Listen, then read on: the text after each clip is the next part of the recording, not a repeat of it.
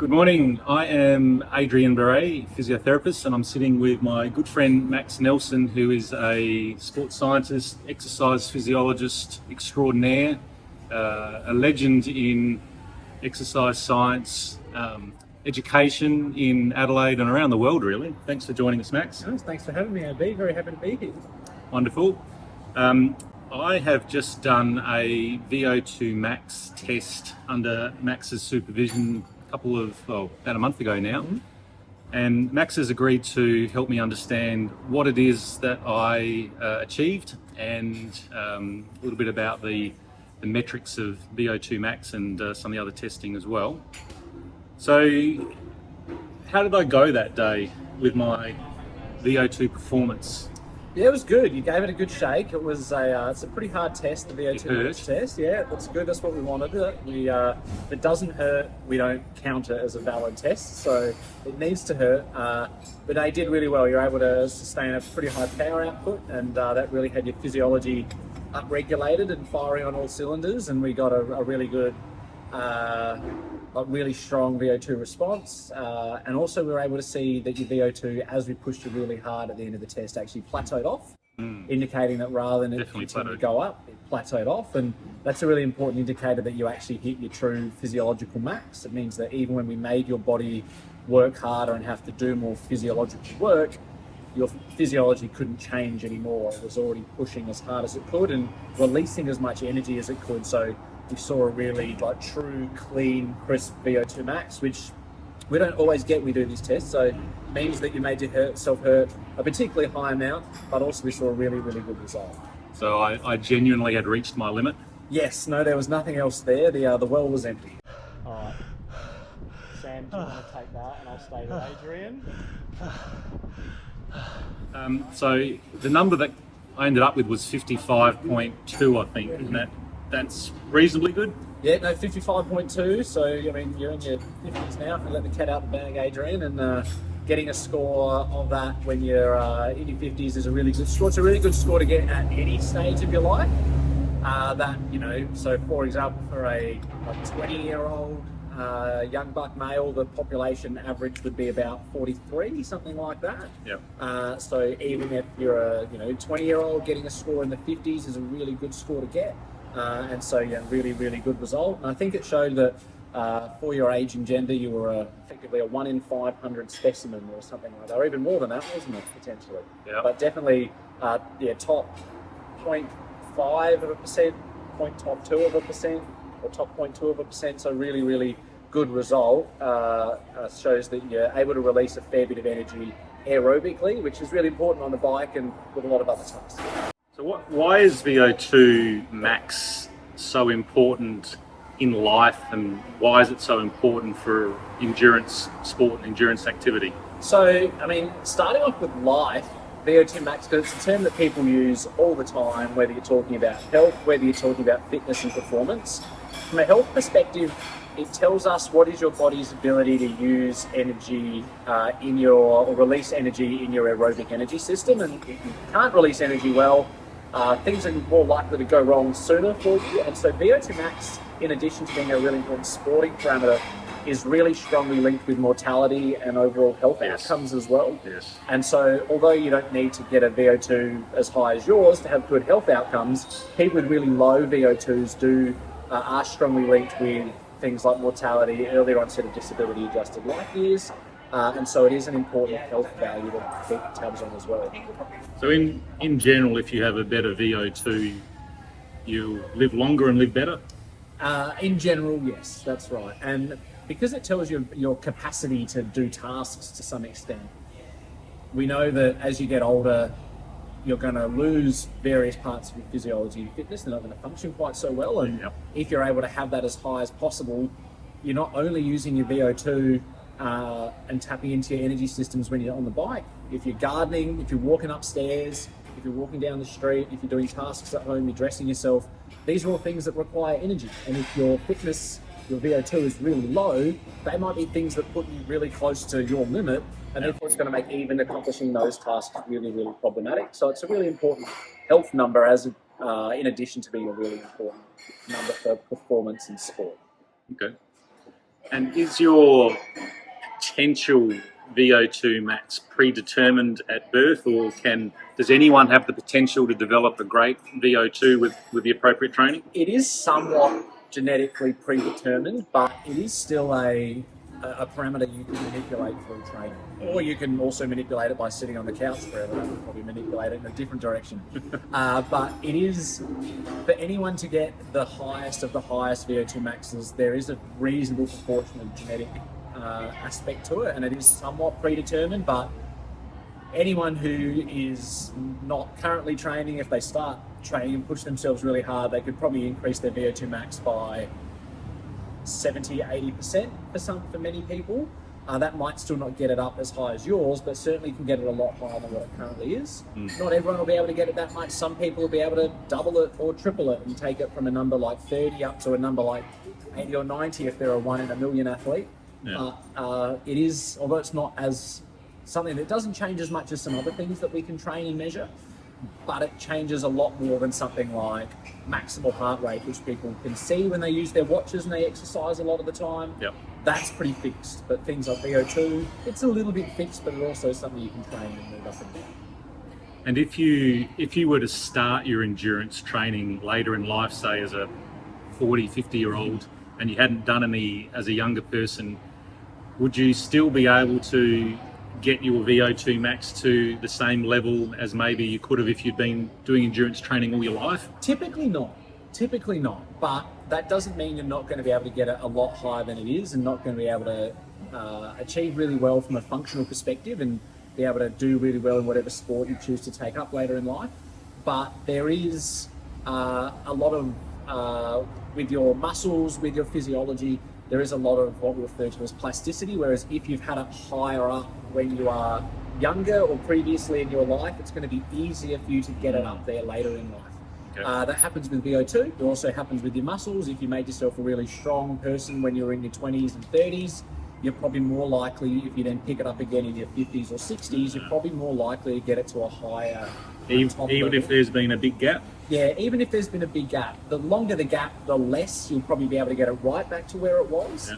But once you've had muscle, once you've had fitness, once you've had performance, it's almost always going to be easier for you to get it back in most cases. So the training and lifestyle decisions you make as a teenager and early adult have some important ramifications later. They do have some important ramifications, but certainly not ramifications that are going to necessarily stop you doing anything, unless the thing you want to do is be the absolute best in the world. Yes. It might stop that a little bit, but it's not going to stop you from being able to go out and become someone who's really competent, really fit, really good at a certain sport, certain task, and just be able to have a lot of fun and kick some great goals. Yeah. But it might stop you winning the Masters games or something at an international level. Yeah. But it won't stop you beating me at Norton Summit on a Sunday morning.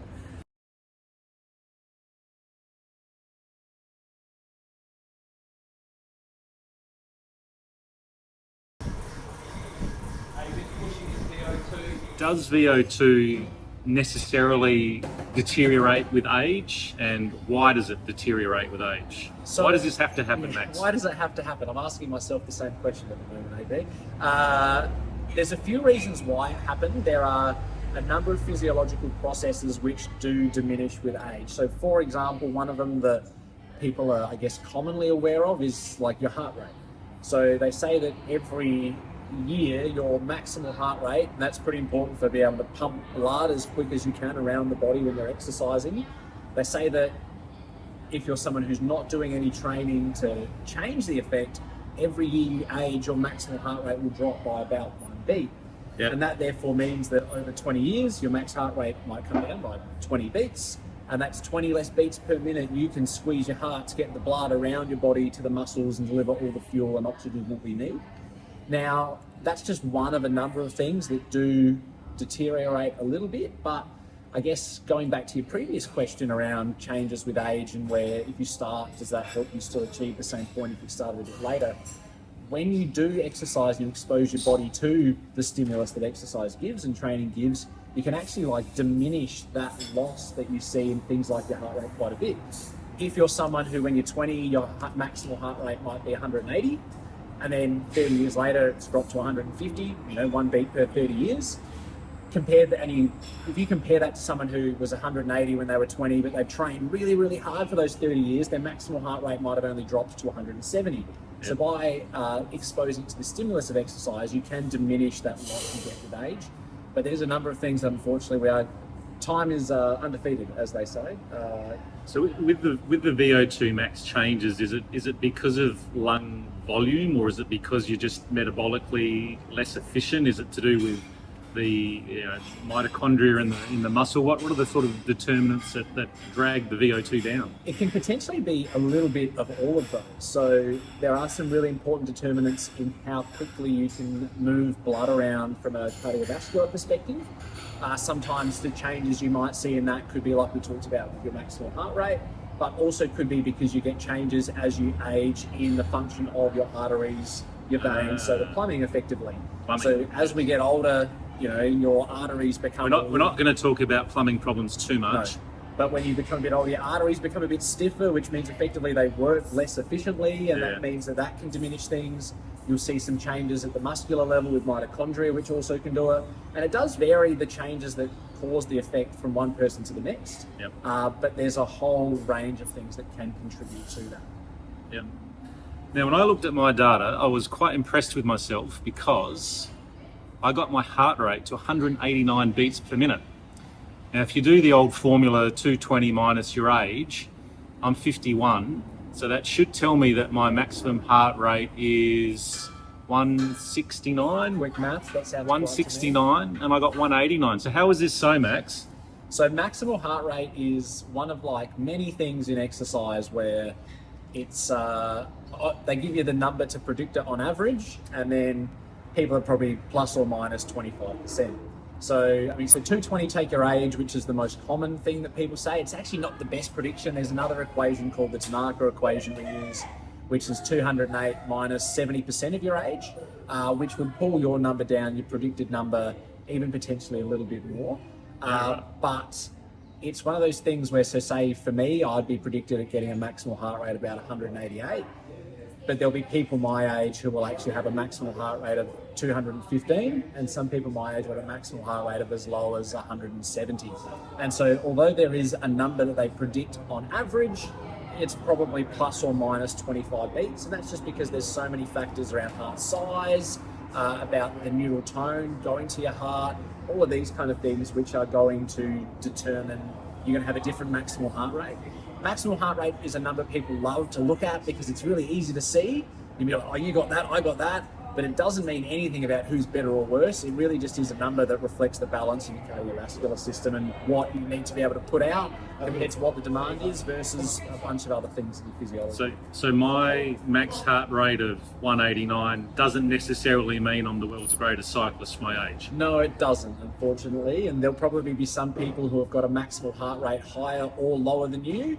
And half of them will beat you up Norton Summit, and half of them will absolutely get smoked by you going up there, and max heart rate's probably not going to be a really strong predictor of who's going to do well in that battle.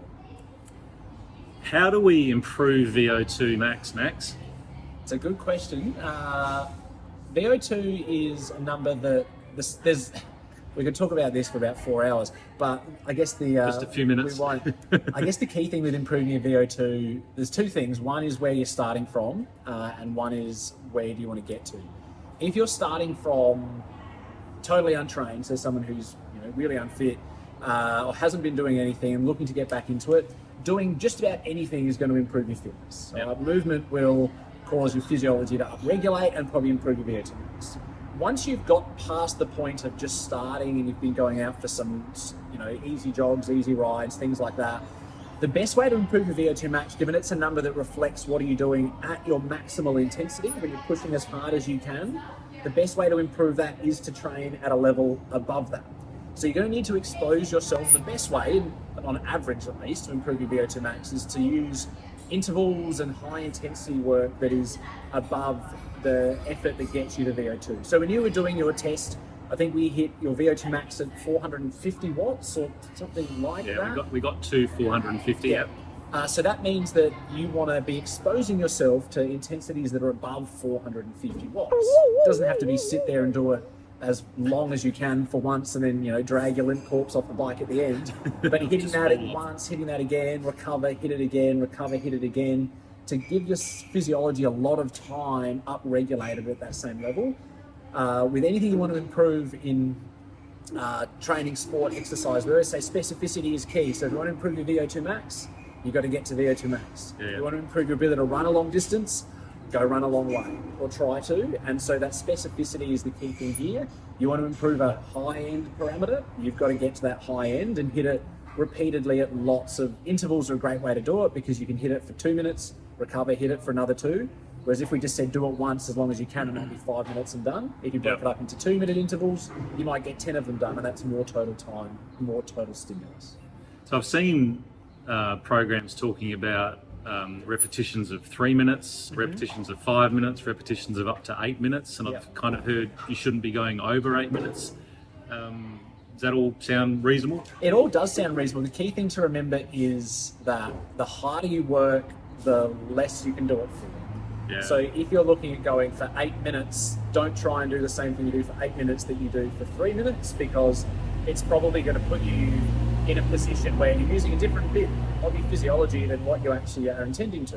Yeah. So for VO2, there's a lot of research that shows those like 2-minute, 3-minute intervals can work really well. So shorter is better. But there's also a lot of, and lots of probably the strongest research for improving VO2 does a lot of things like 30 seconds on, 30 seconds off. So it might be if you're on a treadmill, 30 seconds running, 30 seconds straddling. If you're on a bike, 30 seconds working really hard, 30 seconds just really rolling your legs over like your pedals are made of glass. Yeah. And then doing that 30 on, 30 off. So even those really short, sharp, shiny intervals, but lots of them, maybe 12 at a time with a 5-minute rest in between each lot of 12, they actually can have a really big VO2 effect as well. Okay, I haven't seen that discussed too much on the interweb, but that sounds quite palatable.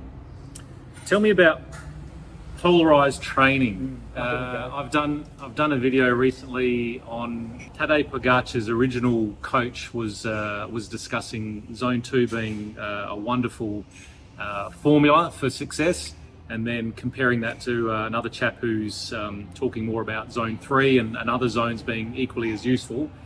What's the story, Max? Yeah, it's hopefully I don't get attacked on Twitter after this interview with these questions, AB, because it's definitely an area that people have got some strong opinions in for sure. So I think the thing with polarized training is that different things are going to work for different people, and you've got to be careful not comparing what we're doing as mere mortals to what people are doing at a professional level. I think for someone like Tadej Pogacar or any really high-level cyclist who's riding 25 hours a week, what they're going to do and how they're going to split up their training is probably going to look very differently to somebody who's doing, 6 or 7 hours of cycling a week. Nice. Yeah, sometimes. If you've got less time to probably get a benefit out of your training, you've probably got to consider, all right, what can I do to get the bang for my buck out of training? With someone like Tadej Pogacar, he can do a lot of time and afford to do a lot of time at those low intensities, and then just offset it with some really polished work at particular times because he's doing so much. Yeah. Whereas if you're doing less, you might need to think, all right, I need to have a bit more of a spread across the different zones that I'm training at to be able to really develop in the time I've got available. Tadej Pogacar might be doing 80% in zone 2 and only a little bit at the higher intensity zones, but if you apply that to someone who's only riding 5 hours a week, that might mean you only end up doing 25 minutes a week of high intensity work when you use that same basis, and that's probably not enough to really see that much improvement. Yep. The theory behind polarized training is pretty good. We're actually doing some research at the moment, reviewing some literature, and it shows that all methods are likely to work. If you go and you train hard, whether it's one split or the other, they're probably all likely to give you a benefit. But there are going to be some people and in some circumstances where polarized works a lot better. The theory behind polarized training is really, really strong. Yeah. In practice, it seems to be that if you ride a bike and go for a run and you have a well-designed training program, whether it's got lots of zone 2, zone 3, 4, 5, what have you, you're going to see a strong benefit, but different people might see a different one that works better for them. My experience with zone 2 is it just feels like you're not working hard enough to do anything useful. Yeah, it's an interesting thing because it does feel a little bit like that. The thing is that the way your physiology responds is from an aerobic perspective, the thing that we're really interested in is the mitochondria, or one of the things we're really interested in, which is the powerhouse of your cells. It's where the energy is actually made aerobically in your cells. The theory is that when you're doing those low intensity work, so that base kilometers on a bike, if you will, what happens there is what you do is you build up the number of mitochondria that you've got within your cells. So although it doesn't feel like you're doing much, that sends a signal to your muscles to say, let's get more of these tiny little engine factories in our muscles. And then what happens is the high intensity work that you do, that builds up the size of those mitochondria. Now, as you can probably imagine, if you've done a lot of lower intensity work, that means you've got 200 rather than 100 of these little powerhouses of the cell, and then you do the high intensity work, you increase the size of those 200 as opposed to those previous 100, that's going to give you more total ability to release energy. So although it feels like it's not doing anything, I promise it is, and it is all a benefit. So you can embrace those long coffee rides through the hills, because they are doing something for you, absolutely. Wonderful. All right, Max, well, I really appreciate your time this morning, and in an offer of gratitude, I have a croissant, which I offer to you now. Thank you. Best payment I can get. I really appreciate you spending some time with me this morning, and I look forward to getting on the bike and having a ride with you at some time in the not too distant future. Absolutely. Pleasure, mate. Thank you, sir.